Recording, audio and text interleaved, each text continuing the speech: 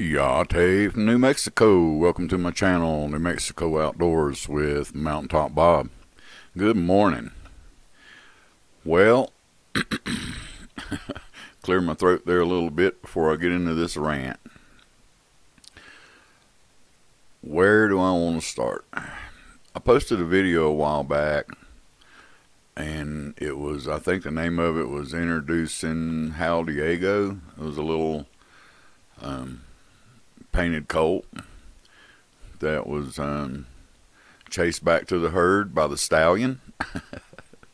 It did quite well, but I got a lot of response that if I really cared for those horses, I would separate that stallion. So this video is about that. I do not own horses. I do not own these horses that you're looking at, although they are in my yard or on my 5 acres. I didn't own or don't own the horses that were in that video. I don't own Hal Diego. I don't own the stallion that I lovingly call Lefty, simply because he's been around for so long. So I want to clear that up once and for all.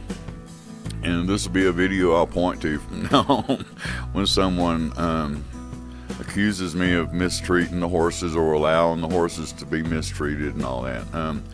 So here's how it works. One more time. I've said this before. I'm going to say it again, and hopefully for the last time. This is rural, if I can say it, New Mexico, out in the country. And unlike back east, where it is your job to keep your animals on your property no matter what, in New Mexico, in the country, it is your job to keep other people's animals off your property. So the deal is, you're supposed to have a specific type of fence. It has to be a specific height, specific number of barbed wire, strands of barbed wire, specific number of strands of barbed wire, or and they have to be a specific distance apart each strand, or farm wire, like I used to call it hog wire, but anyway, other types of wire. But anyway, whatever the case is, it's your job to keep other people's animals off your property out here, because there's a lot of open range, a lot of free range. Now these horses you're looking at here are obviously taken well care of by someone. They're groomed, they're really pretty. They've either escaped or someone's just turned them out to let them go graze through the summer. I'm not sure what their story is. All I know is they showed up around here, and I take advantage of videoing and photographing them every chance I get. And that brings me to the video.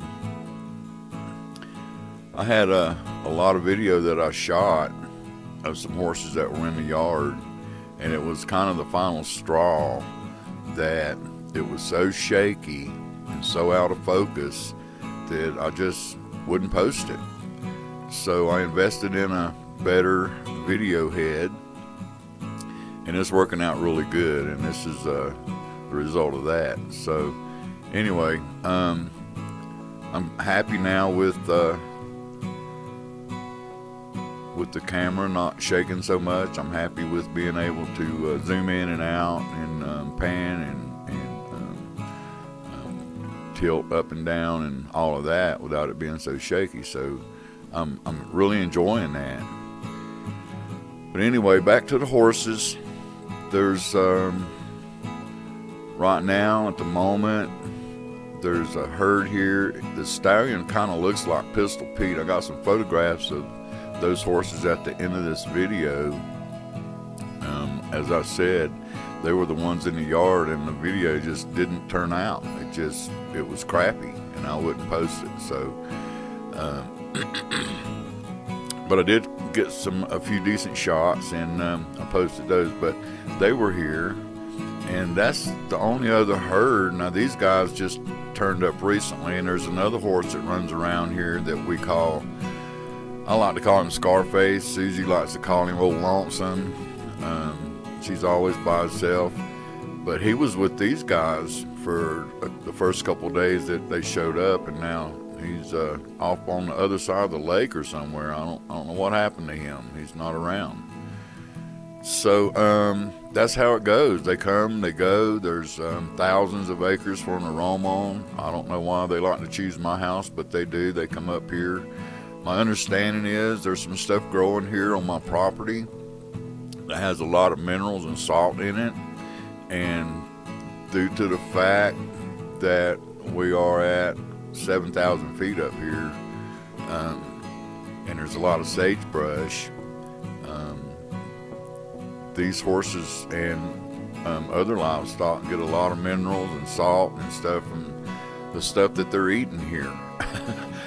Now that's my understanding. Don't hold me to it. I don't know how true that is, but that's something that I read and studying up on the Navajo and the way they care for their animals. So, all right. Most likely these are horses that belong to the Navajo, and I have had the brand inspector come out, and I've had animal control come out over one horse that was lame in one of her front legs, and they came out and said they expected that she may have stepped into a cattle guard, which is at the end of all our roads going out to the pavement, and then there's cattle guards on both sides of the interstate going to through. So that's part of it. And every once in a while a horse will get tangled up in them, in the cattle guards, and injure themselves. And when they do, it's up to the animal control to come out and make a decision. Should they put the horse down, or should whatever, find out who owns the horse by the brand, if there's a brand, and all that. So that's on them. And talking to those guys, I found out I'm not supposed to feed them, water them. I'm not supposed to try to put a rope on them. If I don't want them on my property, I have to repair the fences that the horses and the cows have literally torn down in places. So, and the flood as well that came through and flooded the Arroyo, took out some fence. So I'm working on that. I keep threatening that I'm going to gate them all out and keep them off the property for liability purposes, but as you can see, that hasn't happened, and they don't really bother me. I like watching them, I like videoing them and photographing them, and I try to keep this stuff picked up around on my property that they could possibly get into and hurt themselves, such as a lot of wire and that sort of thing. But anyway, that's what that's about. So I'm going to let you listen to the music on out and call this a video. Hope everybody enjoys it. But that's the way it is here in New Mexico at 7,000 feet on the open range at the base of the Cibola Mountains and the base of the Zuni Mountains. Living next door to the Navajo. Love it. Love it. Living the dream. Okay, guys. Have a good one. See ya.